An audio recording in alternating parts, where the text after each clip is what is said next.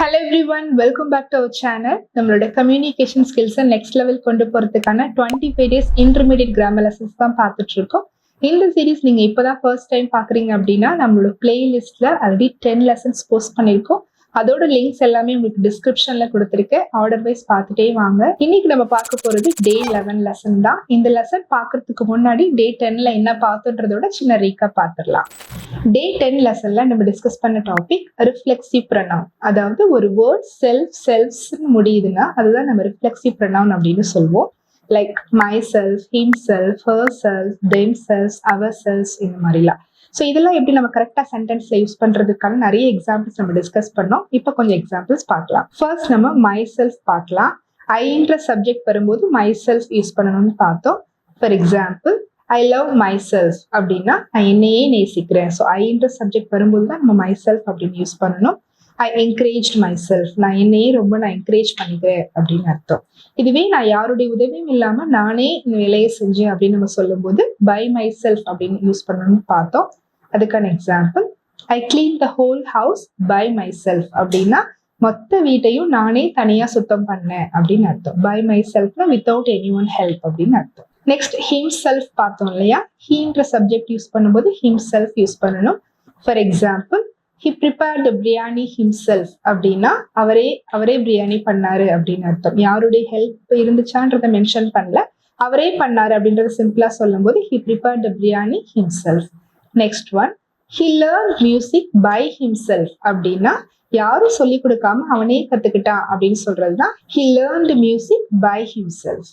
Next one, he himself washed his clothes அப்படின்னா ஒரு pressure கொடுத்து சொல்றோம், அவரே பண்ணிக்கிட்டாரு அப்படின்றத ஒரு ப்ரெஷர் கொடுத்து நம்ம சொல்லும் போது he பக்கத்துல நம்ம himself யூஸ் பண்ணிக்கலாம்னு பார்த்தோம். he himself washed his clothes. Next herself பார்த்தோம் இல்லையா? sheன்ற சப்ஜெக்ட் வரும்போது herself யூஸ் பண்ணணும்னு பார்த்தோம். For example, she talks to herself அப்படின்னா அவ தனக்கு தானே பேசிக்கிட்டா அப்படின்னு அர்த்தம். she talks to herself. Next one, she walked by herself without anyone's help அப்படின்னா இப்ப சின்ன குழந்தைங்க இப்போ தனியா யாரோட சப்போர்ட் இல்லாம அவளே நடக்க ஆரம்பிச்சிட்டா அப்படின்னு நம்ம சொல்லும் போது she walked by herself அப்படின்னு சொல்றோம். she walked by herself without anyone's help. Another example, she herself packed all the things அப்படின்னா இப்ப அவளே எல்லா திங்ஸையும் பேக் பண்ணிக்கிட்டா. நிறைய திங்ஸ் இருக்கு, இப்ப அவளே பண்ணிக்கிட்டா, யாரும் ஹெல்ப் பண்ணல அப்படின்றத நம்ம ப்ரெஷர் கொடுத்து சொல்லும் போது she பக்கத்துல herself யூஸ் பண்ணிக்கலாம். she herself packed all the things. next yourself பார்த்தோம் இல்லையா? யூன்ற சப்ஜெக்ட் சிங்குலரா கன்சிடர் பண்ணும்போது yourself அப்படின்னு சொல்லலாம்னு பார்த்தோம். ஃபார் எக்ஸாம்பிள், be yourself அப்படின்னா நீயா இரு அப்படின்னு அர்த்தம். you should do this for yourself அப்படின்னா இதை நீ உனக்காக செய்யணும், உனக்காக நீ செஞ்சுதான் ஆகணும் அப்படின்னு சொல்லும்போது you should do this for yourself. another example, you should be proud of yourself அப்படின்னா இப்போ யாராவது நல்ல விஷயங்கள் பண்ணாங்க அப்படின்னா நீங்க உங்களை நினைச்சு நீங்களே பெருமைப்பட்டுக்கணும் அப்படின்னு சொல்றதா you should be proud of yourself. next yourselves அதாவது யூன்ற சப்ஜெக்ட் ப்ளூரலா நம்ம கன்சிடர் பண்ணுவோம். யூன்றதுக்கு பாத்தீங்கன்னா நீ, நீங்கள், உன்னை, உங்களை, ப்ளூரல் மீனிங்கும் அதுக்கு இருக்கு. ஸோ ப்ளூரலா நம்ம கன்சிடர் பண்ணி ஒருத்தர்கிட்ட பேசும்போது yourselves அப்படின்னு யூஸ் பண்ணிக்கலாம். For example, do it for yourselves அப்படின்னா இதை நீங்க உங்களுக்காக பண்ணிக்கோங்க, உங்களுக்காக அப்படின்னு சொல்றோம். another one, share this among yourselves அப்படின்னா இதை உங்களுக்குள்ள நீங்க ஷேர் பண்ணிக்கோங்க அப்படின்னு அர்த்தம். நெக்ஸ்ட் இட் செல்ஃப் பார்த்தோம். இட் செல்ஃப் அப்படின்றது ஒரு அனிமலையோ இல்ல மிஷினையோ இல்ல ஒரு ப்ராடக்டையோ நம்ம பத்தி பேசும்போது இட் செல்ஃப் யூஸ் பண்ணிக்கலாம் அப்படின்னு பார்த்தோம்.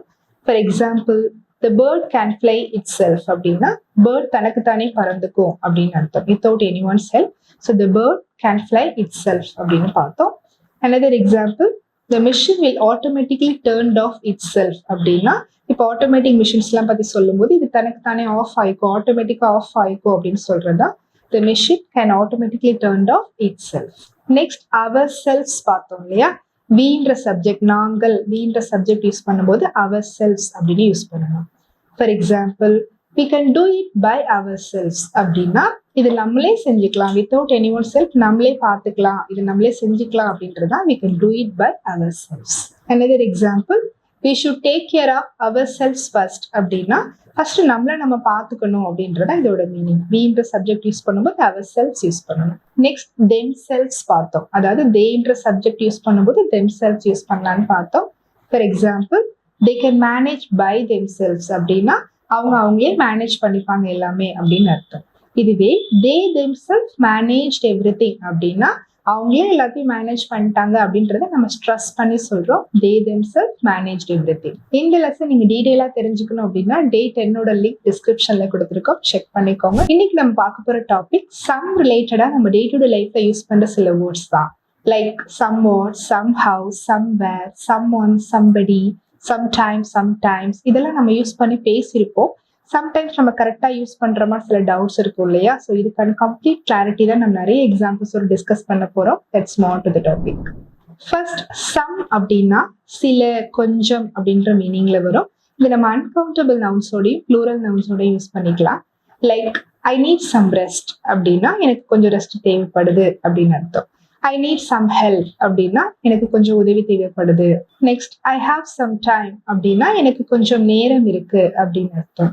ஐ பாட் சம் திங்ஸ் அப்படின்னா நான் கொஞ்சம் பொருட்கள் வாங்கியிருக்கேன் அப்படின்னு அர்த்தம். ஸோ கொஞ்சம் வர இடத்துல எல்லாம் நம்ம சம் யூஸ் பண்ணிக்கலாம். நெக்ஸ்ட் நம்ம பார்க்க போறது சம்திங். சம்திங் அப்படின்னா ஏதோ ஒன்று அப்படின்னு அர்த்தம். For example he said something அப்படின்னா அவர் ஏதோ ஒன்று சொன்னாரு அப்படின்னு அர்த்தம். Next one something wrong in this அப்படின்னு சொல்லுவோம். அதாவது இதுல ஏதோ ஒன்று தப்பா இருக்குன்னு நினைக்கிறேன் அப்படின்னு சொல்லுவோம்ல, something wrong in this.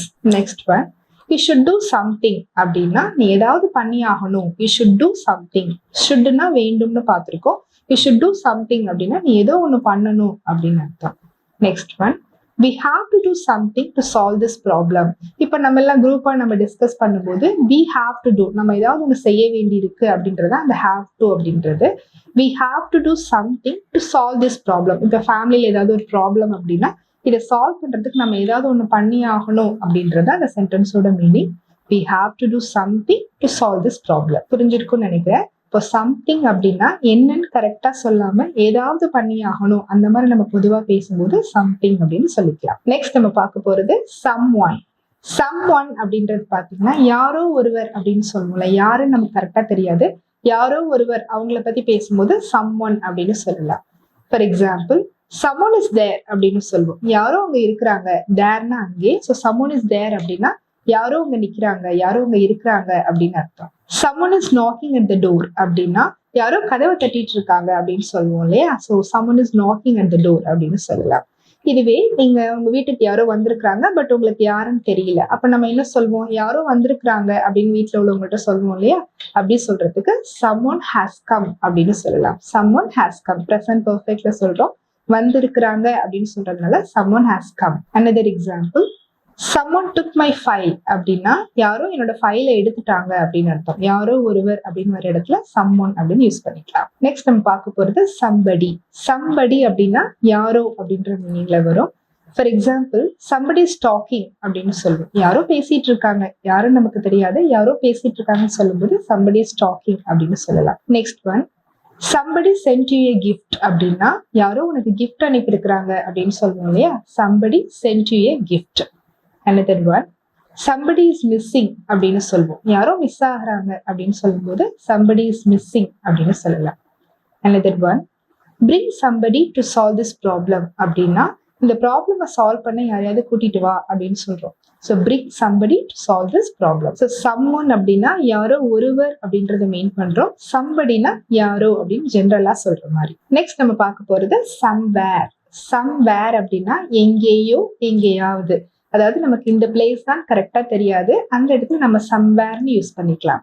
For example she went somewhere அப்படின்னா அவங்க எங்கேயோ போயிட்டாங்க அப்படின்னு அர்த்தம். she went somewhere. Next one I have seen you somewhere before அப்படின்னு சொல்லுவோம். நம்ம நிறைய இடத்துல இந்த டயலாக் யூஸ் பண்ணுவோம். உங்களை எங்கேயோ பார்த்துருக்கிறேனே, நம்ம கரெக்டா அந்த பிளேஸ் ஞாபகம் இருக்காது, உங்களை எங்கேயோ பார்த்துருக்கிறேன் அப்படின்னு சொல்றதுதான் I have seen you somewhere before. Next one let's go somewhere அப்படின்னா எங்கேயாவது போகலாம் அப்படின்னு சொல்லுவோம் இல்லையா? ஸோ எங்கன்னு சொல்லாம let's go somewhere அப்படின்னு சொல்லலாம். Another one do you want to go somewhere அப்படின்னா உனக்கு எங்கேயாவது போகணுமா? ஸோ எங்கேயோ, எங்கேயாவதுன்ற இடத்துல நம்ம somewhere யூஸ் பண்ணிக்கலாம். do you want to go somewhere அப்படின்னா உனக்கு எங்கேயாவது போகணுமா அப்படின்னு அர்த்தம். நெக்ஸ்ட் நம்ம பார்க்க போறது somewhere else. somewhere else அப்படின்னா வேற எங்கேயாவது, வேற எங்கேயோ அப்படின்னு அர்த்தம். For example we are going somewhere else அப்படின்னு சொல்லுவோம். அதாவது நம்ம இப்போ ரூட் மாதிரி போறோம், அந்த மாதிரி இடத்துலயும் நம்ம இது யூஸ் பண்ணிக்கலாம். we are going somewhere else அப்படின்னா நம்ம வேற எங்கேயோ போயிட்டு இருக்கிறோம் அப்படின்னு அர்த்தம்.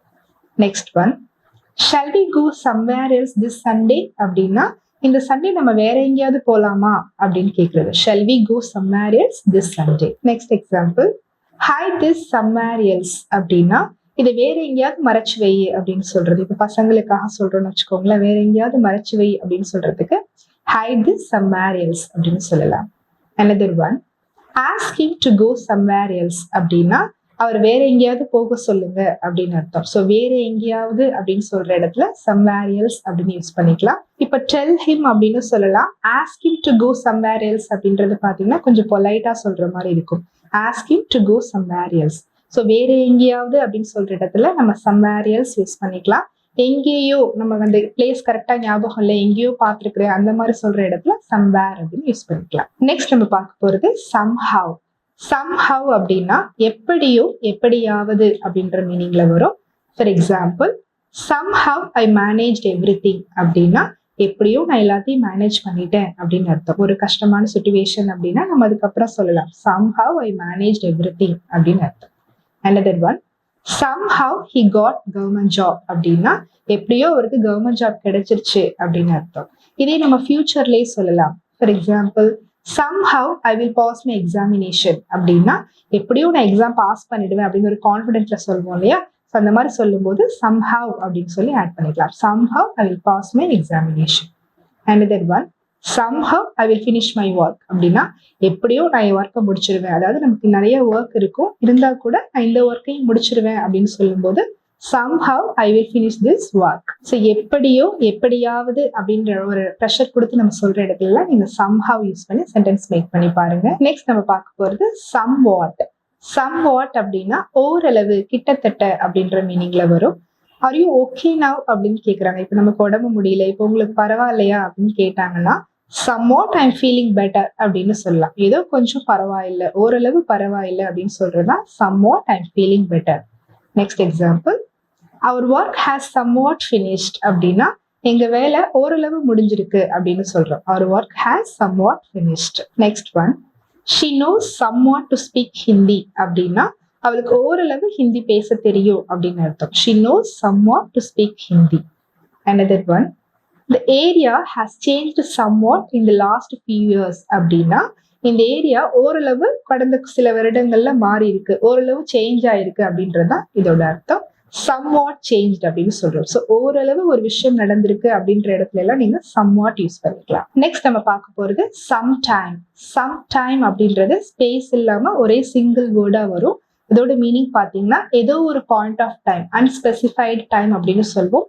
பர்டிகுலரா இந்த டைம்னு சொல்லாம ஏதோ ஒரு பாயிண்ட் ஆஃப் டைம் நம்ம வந்து அதை சொல்ல விரும்பல, இல்ல நமக்கு ஞாபகம் இல்லை, அந்த மாதிரி இடத்துல நம்ம sometime அப்படின்னு சொல்லலாம். For example, I met him sometime last year அப்படின்னா அவரை லாஸ்ட் இயர் நான் எப்பவோ பார்த்தேன், ஒரு பர்டிகுலர் டைம்ல பார்த்தேன் அப்படின்னு சொல்றதா I met him sometime last year. next one, shall we meet sometime this week அப்படின்னா இந்த வாரம் நம்ம எப்பயாவது ஒரு பாயிண்ட் ஆஃப் டைம்ல மீட் பண்ணலாமா, எப்பயாவது மீட் பண்ணலாமா அப்படின்னு சொல்றதா shall we meet sometime this week. next one, if you are free sometime this week let's go out அப்படின்னா இந்த வாரம் நீ எப்பயாவது ஃப்ரீயா இருந்தீங்கன்னா நம்ம வெளியில போகலாம், லெட்ஸ் கோ அவுட்னா வெளியில போகலாம் அப்படின்னு சொல்றோம். ஸோ சம்டைம் அப்படின்றது ஸ்பேஸ் இல்லாம வரும்பொழுது ஒரு பாயிண்ட் ஆஃப் டைம், ஏதோ ஒரு பாயிண்ட் ஆஃப் டைம் மீன் பண்றது. நெக்ஸ்ட் நம்ம பார்க்க போறது சம்டைம். பட் இங்க ஸ்பேஸோட 2 வேர்டா வரும். சம்டைம் அப்படின்னு யூஸ் பண்ணுவோம். இதோட மீனிங் பாத்தீங்கன்னா கொஞ்ச நேரம், சிறிது நேரம் அப்படின்னு சொல்லுவோம் இல்லையா. For example, take rest for some time அப்படின்னா கொஞ்ச நேரம் ரெஸ்ட் எடுங்க அப்படின்னு சொல்லுவோம் இல்லையா. Take rest for some time. another one, leave me alone for some time அப்படின்னா என்னை கொஞ்ச நேரம் தனியா விடுங்க அப்படின்னு சொல்லுவோம் இல்லையா. so leave me alone for some time. next one, I need some time to finish this அப்படின்னா இதை முடிக்க எனக்கு இன்னும் கொஞ்சம் நேரம் தேவைப்படுது அப்படின்னு அர்த்தம். I need some time to finish this. another one, I need to spend some time with you அப்படின்னா எனக்கு உங்க கூட கொஞ்சம் டைம் ஸ்பெண்ட் பண்ணணும் அப்படின்னு அர்த்தம். ஸோ சம் டைம் அப்படின்னா சிறிது நேரம், கொஞ்ச நேரம் அப்படின்னு சொல்ற இடத்துல யூஸ் பண்ணிக்கலாம். ஃபைனலா நம்ம பார்க்க போறது சம்டைம்ஸ் அப்படின்னா எப்பயாவது ஒரு விஷயம் நடக்கும் இல்லையா, அரிதாக நடக்கிற விஷயங்கள் பத்தி சொல்லும் போது சம்டைம்ஸ் அப்படின்னு சொல்லுவோம். நம்ம எப்பயாவது பண்ற பழக்க வழக்கங்கள் பத்தியும் நம்ம சொல்லலாம். For example, I sometimes drink coffee அப்படின்னா நான் எப்பயாவது காஃபி குடிப்பேன் அப்படின்னு அர்த்தம். Next one, I sometimes go to theatre அப்படின்னா நான் எப்பயாவது தியேட்டர் போகுவேன், அதாவது ரொம்ப அடிக்கடி போக மாட்டேன், எப்பயாவது போகுவேன் அப்படின்னு சொல்லும்போது I sometimes go to theatre. Next one, she goes to temple sometimes அப்படின்னா அவங்க எப்பயாவது கோவிலுக்கு போவாங்க அப்படின்னு அர்த்தம். Another one, he doesn't obey my words sometimes அப்படின்னா அவன் எப்பயாவது என் பேச்சை கேட்க மாட்டான் அப்படின்னு அர்த்தம். He doesn't obey my words sometimes.